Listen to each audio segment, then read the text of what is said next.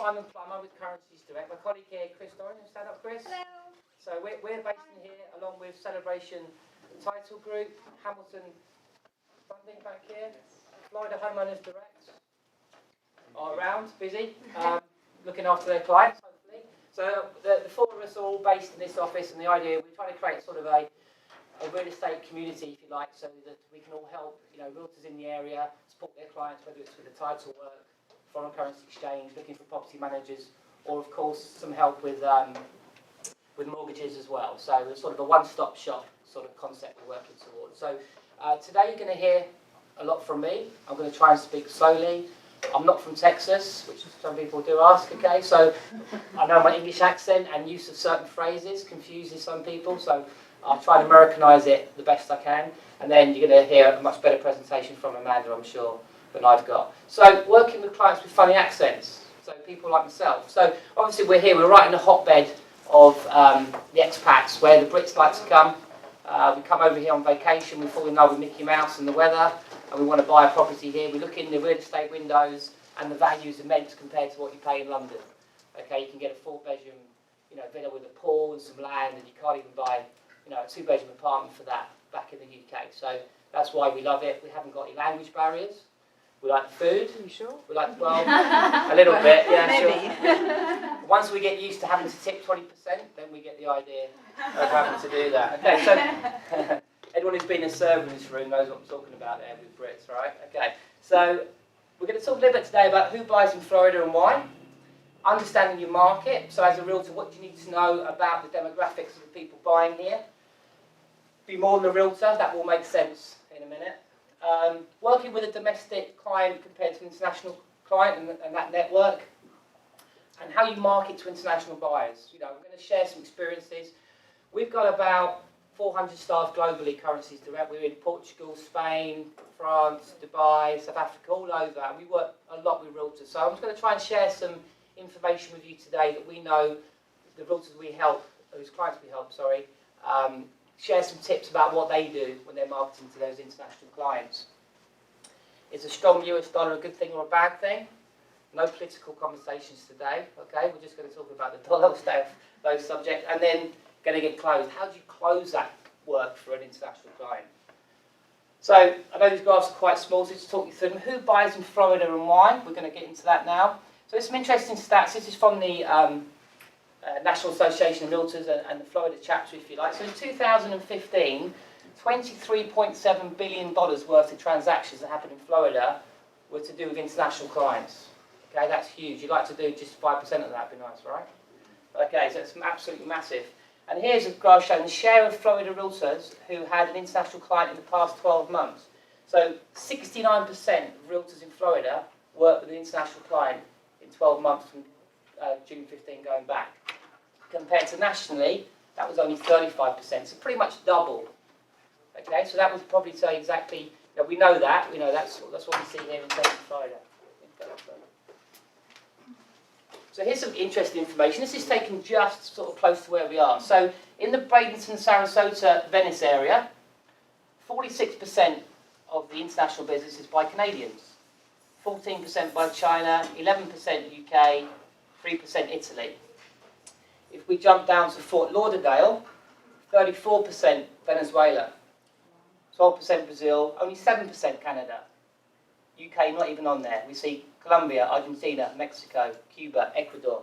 There's a theme to the type of clients buying in that area. Palm Beach, 62% Canadian.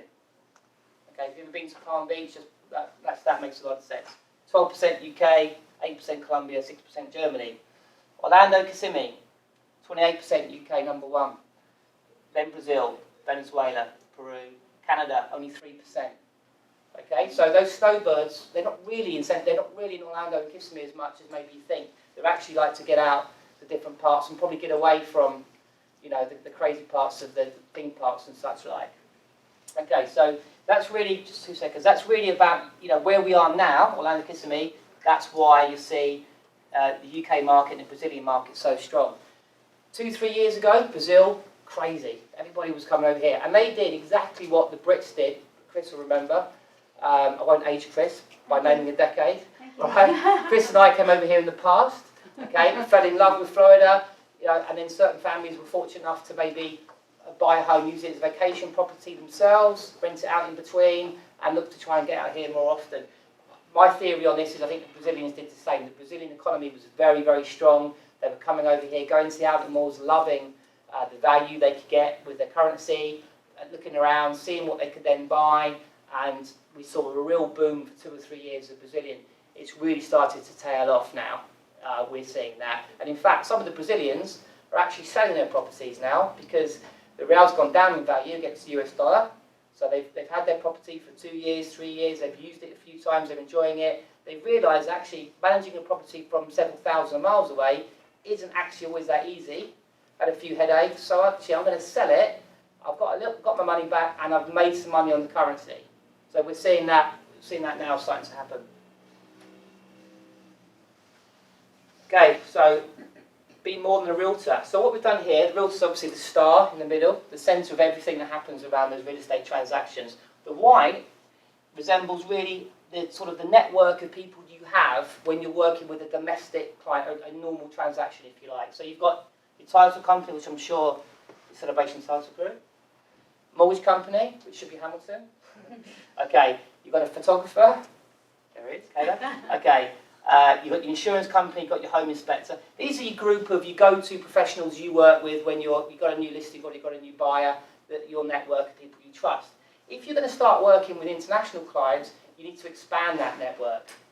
So, international CPA, they don't have to be out of the US, they just need to be a CPA who has that knowledge of international finances. Because you're going to get asked questions about, is this money when I bring it over, is it taxable? What happens when I sell it? Do I have to pay capital gains on the profit? All these sort of questions. Nobody expects you as a realtor to be the expert on that, but have a go-to person who can help that client when those questions come up. Immigration attorney.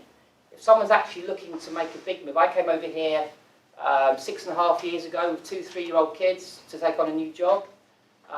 Needed a good immigration attorney. Okay, very, very important. If you're looking at investment visas, you get a good person. So make sure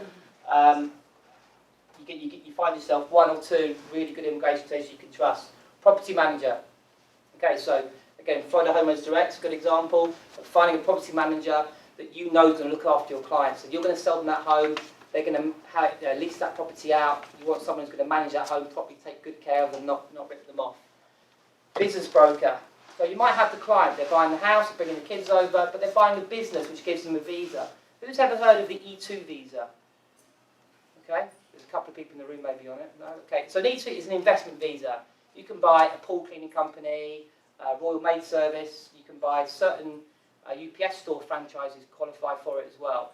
You can buy a business and it qualifies you for an investment visa which gets you to come over here and live in the US. You need to find a good business broker you can work with. I'm not sure how that works with referral fees between realtors because they have real estate licenses. Correct. But, if it's not an area you can help them in, make sure you've got a business broker that's going to take good care of them. A lot of people, Chris will testify, a lot of people get ripped off with poor business brokers. So make sure you do your due diligence and find someone you can really trust, or don't recommend anybody. But there are some good ones out there for sure. Health insurance. Okay.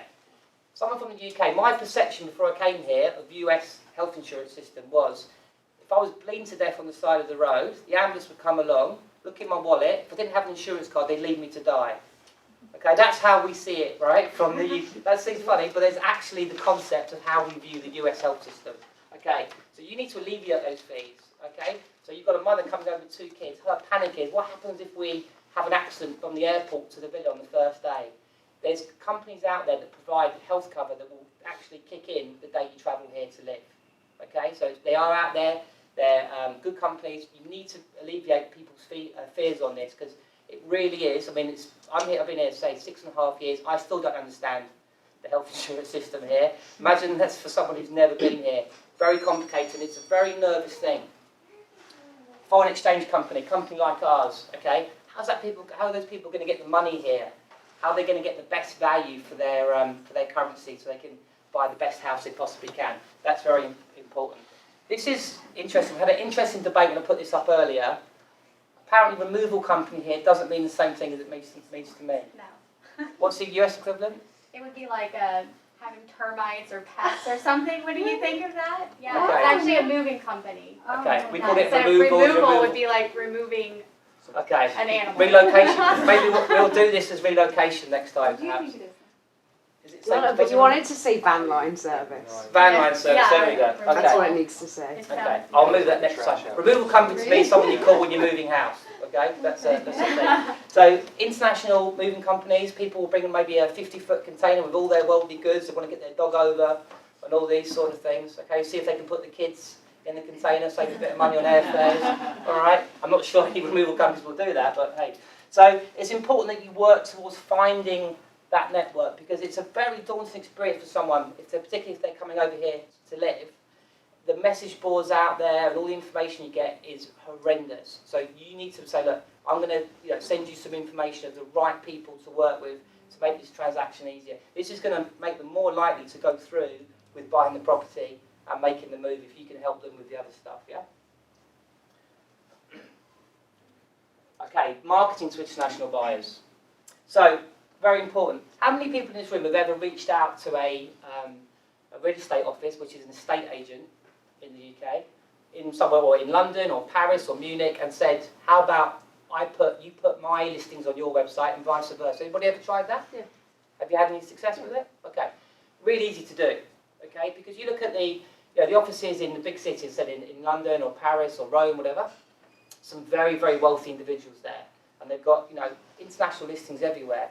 Why wouldn't they want to have a nice section about nice houses in Celebration, for example, on their website, and you can be their go-to realtor who's going to give that information? Reach out to them, try it, get in contact with them. I know some realtors who've done that, and some very good partnerships back and forward, and got some really good business from doing that. Then it doesn't matter to them to put another section on their website with Florida listings, okay? Website here, expat.com.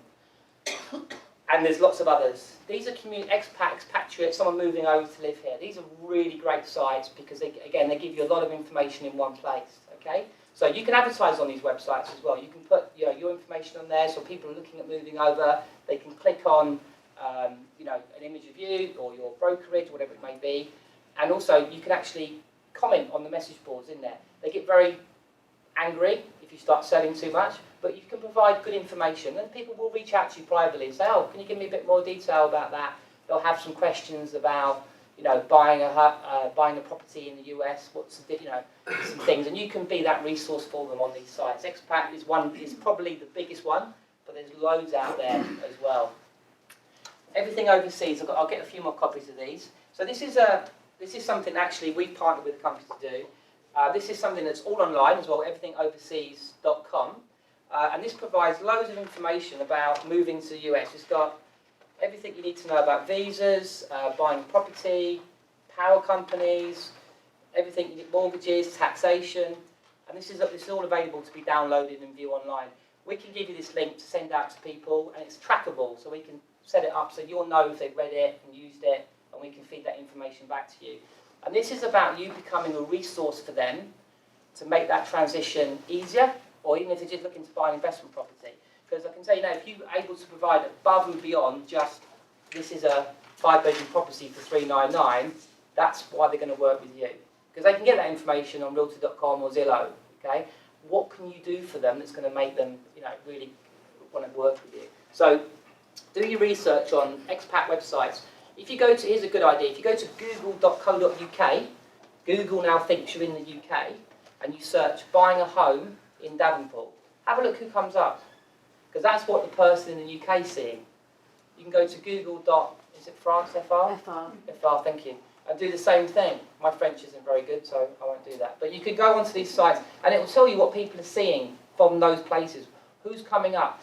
We do it, I look, and then I make sure that we're working with those realtors, because they're the ones who are getting contacted. Now, obviously, you're up against some of the real big boys there, Zillow and Realtor.com, but once you get past those sponsored ads, there's some pretty regular sized real estate offices there, getting lots and lots of hits from people searching because they've made an effort to get their website, and I'm sure you can testify to this with your expertise, putting that blogging out there, information, and again, provide, rather than just listings, provide content on health insurance, removal companies, relocation, van lines, we use that, okay. Provide that information, schooling, jabs. So I came over here, I thought my kids had all the jabs they need. We just went and found a doctor, 4 jabs, shots, not jab, or jab, it looked like a jab, right? So they shot them, they jabbed them, they didn't shoot them. They shot me after I got the bill. Okay, so 4 jabs each, $800 later. Well, lucky I had 26. 26, there we go. Whereabouts in the UK are you from? Carlisle. Carlisle, okay. But I came in on a green card, so it's completely 26, different. 26 shots, right? So So that's a bit of a shock when you take your kid into the doctor. They don't like you very much after they have to come out of the doctors with 26 shots, right? Okay, so it's really important to work on that content. Okay, so currency. I know this is probably difficult to see this graph. What I've done here, I've given you an example of somebody in the UK who had £200,000, okay? On the 18th of August 2014, that £200,000 would have bought them $334,000. A year later, it would have bought them $313,000. Today, that same $200,000 only buys them $257,000. Depressing, right? Okay, who's lost a buyer recently from Europe or the UK? 1, okay, 2, okay. Not surprised, we're hearing it all the time. After the Brexit, everyone hear about the Brexit on June the 23rd-ish? Okay, financial Armageddon was predicted. It hasn't quite happened, but the pound went like this, okay, and the euro went down. So what happens is now, those people, they've got their finances in place in the UK, they've got £200,000, they were looking at a property of 300 and something, now they can only afford 257. That's a big difference, right? $50,000, $60,000, massive. So a bit depressing. It's not all bad news if I've got the slides in the right order. But this is good news for sellers.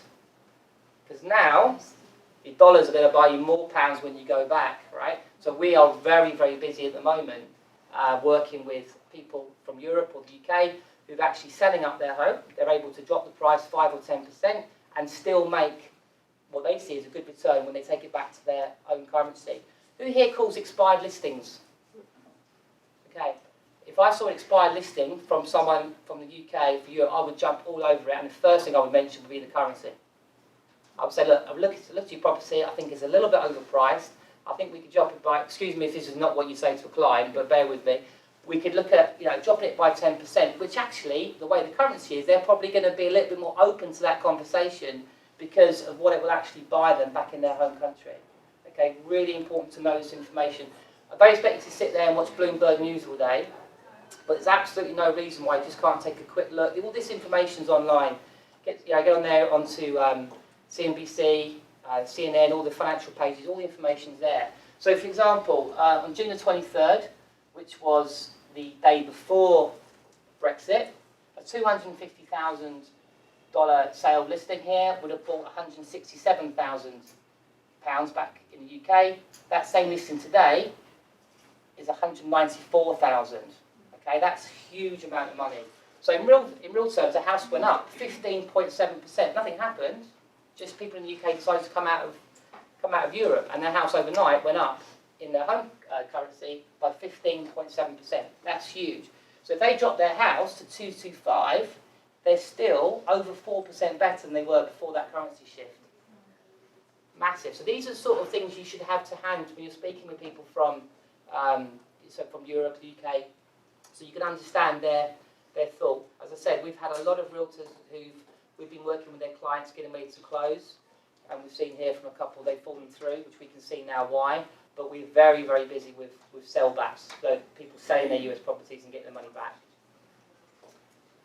Okay, so going into me, obviously now that we have a lot of sellers that are international, we're running into a lot of hurdles. Being a realtor and knowing exactly what closing is, we don't expect you to know everything, but we do want to help you prepare for those international clients. So let's say, for example, you get a listing, they sign everything, they go back to the UK, and you get it under contract. And they call you and they say, great news, we're under contract, closing in 2 weeks, right? And you're like, great, call Amanda, under contract. They're in the south of France, they're not going to be available, just email and paperwork. Well, it doesn't work that way, unfortunately. So potential hurdles we run into is the closing documents must be notarized for a seller, unfortunately. We can't get around that. And the notaries are only at the the U.S. Embassy. Can I So, stop you? That's not Yeah. correct. There's 630 notaries in the UK. well, I was just about to say that. The UK is an exception. Obviously, every other country is just the U.S. Embassy. The UK has a special, you can get them done with, what are they called? Like a lawyer, just, Yes, yeah. solicitor is Yeah. what you call Can be it, a notary. correct, yeah. It's still a correct. notary public, it's still the same designation. Right, And but in they're France also. actually approved by the U.S. to do stamps, Yeah. so. And then, of course, the traveling of clients, that's another hurdle that we go through. Money transfer logistics and currency, you're gonna touch on the Yeah, just Patriot very Act. quick, who's heard of the Patriot Act?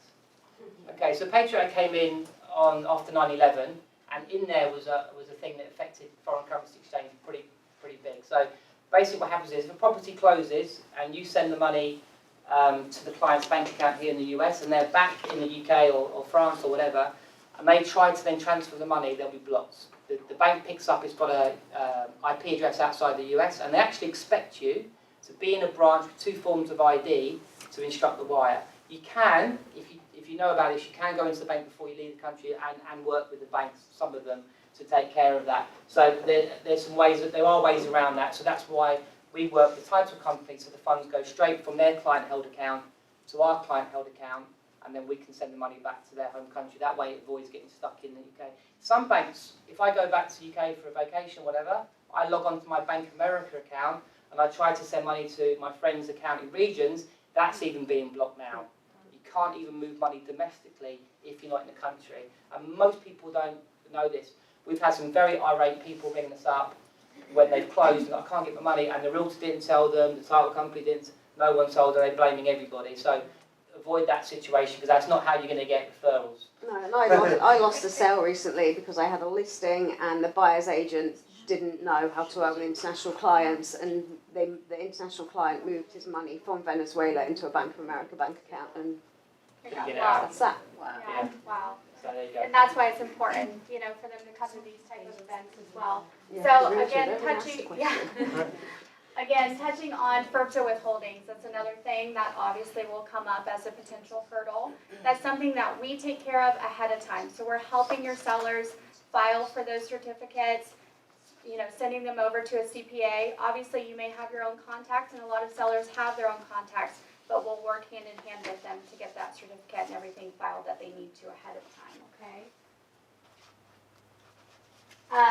Again, these must be notarized is where I touched in on the U.S. Embassy or the solicitors or lawyers. The UK and France obviously have a lot more. I did recently work with a seller in Sweden. The U.S. Embassy was over 2.5 hours, so, and they had a 3-week out appointment to make an appointment there. Mexico's about the So same. that's one that you definitely have to look into, because if you get it under contract, it's a cash buyer, they don't really care. They just want to get it closed, so. It's the You know, lender on the buyer's side that would Exactly, be required. Yeah. exactly. So it's something you just have to prep for. Yeah. One of the ways for us to get around that is pre-signing. So if they are here in the U.S. and you've taken the listing, just go ahead and bring them by the office. I can walk them through some of the paperwork. We can try to pre-sign as much as we can to alleviate that pressure, okay? You know, avoiding those appointments, again, some of them are 3-4 weeks out because they only have one person at the U.S. Embassy to do it. Time intensive, it can be expensive. I've heard of U.S. embassies charging $50 for one stamp, and we've got to It just get. cost a guy of mine in Mexico for him to get from his home to the embassy, get it notarized, would cost him $1,000 in about Oh, 2 yeah. days. I had one that had to take a flight because it was a Yeah. 5-hour, you know, more drive, and you couldn't get there. So, additional time and courier costs. One thing to remember is once that is stamped, obviously they're going to scan me a copy. I'll look at it. They cannot actually get their funds until I have the original back in my hand. So again, they've got to get to, you know, I think it's DHL that they mostly use over there, get over there and send it back my way, okay? And it'll take 2 or 3 days to get here. And again, everything varies by country. Obviously, just talk to your sellers when you get that listing. See how far they are from a notary, if they've ever dealt with it before, and give me a call because we have a lot of great resources we can touch into as well, okay? This is the big, long Florida statute on notarizations of deeds. Unfortunately, I'm not going to read you the whole thing, and I won't bore you, but for it to be valid, it does have to be, again, stamped by someone who is validated by Florida to do the notarization, okay? And with that being said, unfortunately, we have not gotten to the electronic. I know there are some states going that way, but we haven't unfortunately gotten that way just yet. Money transfer logistics, again, needing those original documents returned. This is where Currencies Direct comes into play. I've done a lot of transfers, especially with Chris, and we work so well together.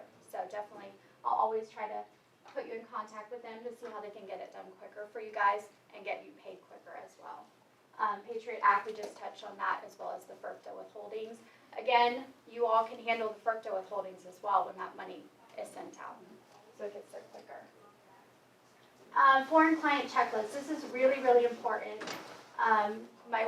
We'll send these slides out too, by the way.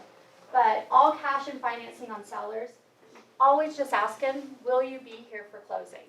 If you don't, give me a call. Let's set an appointment for them to come by if they're here, or let's have a conversation way ahead of time at listing, okay, just to kind of prep them.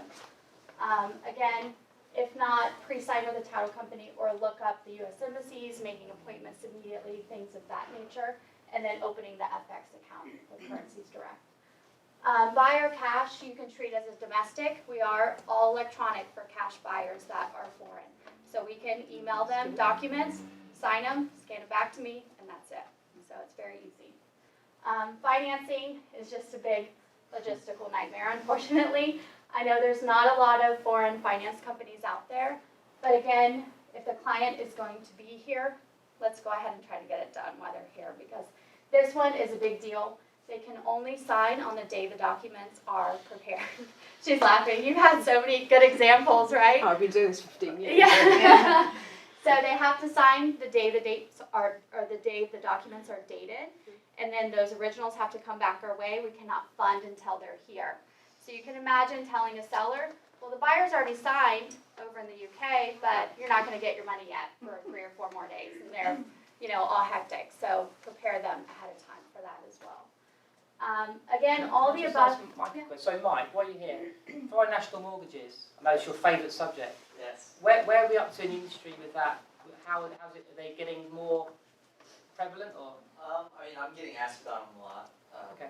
We broker them out. Our company does. We're working on getting a more competitive product, but it's the typical 5 to 7% interest rate. And all Got to that. put what, 35% down? Yeah, 35% down. So it's not great. It's not great for That's that. the typical thing that it's out there. That's what everybody is at basically. Okay. Perfect. And again, all the above applies. Let's say they are domestic, they're U.S. citizens, but they're traveling overseas. The same applies for them. So unfortunately, if your seller is in the UK or on a cruise or whatever, traveling, and we have to close, the same is going to apply for them as far as notarization goes. And then that's it, pretty much. Any questions for us in regards to getting it closed or, again, the financial part of it? So it's one thing to be aware of with FERPTA. If you know, in April it changed from 10% to 15% withholding, and I think the corporate changed to 35%. Correct, yes. 35%. So this is something to let people know about when they're selling their property. Okay, I've got no finance on it. They're not going to have $200,000 to send back. They're going to have 15% of that held back, and it can be several months. It can, and unfortunately I get the question all the time that they're upside down. Why do I need to hold FERPTA? The IRS does not care, unfortunately, so we still have to hold that 15%. Okay, and if they're short, they have to send the money this way to hold it for the IRS. So we had a client who was selling their place here in Florida, and they were buying something in Spain. They weren't aware of FERPTA, so they had to delay the purchase of the place in Spain because they needed that extra 15% to have enough funds to buy in Europe. Yeah, and it's important to have a title company that knows about international clients, because immediately if I get a client that comes in, I even see that they have the .cu or .co UK, I know that they're going to be foreign. And I immediately, start reaching out to them. Do you have an accountant? How are we going to handle the closing? So we just want to be an extension of you and be a great resource to handle those transactions. Definitely getting all those hurdles crossed, up front.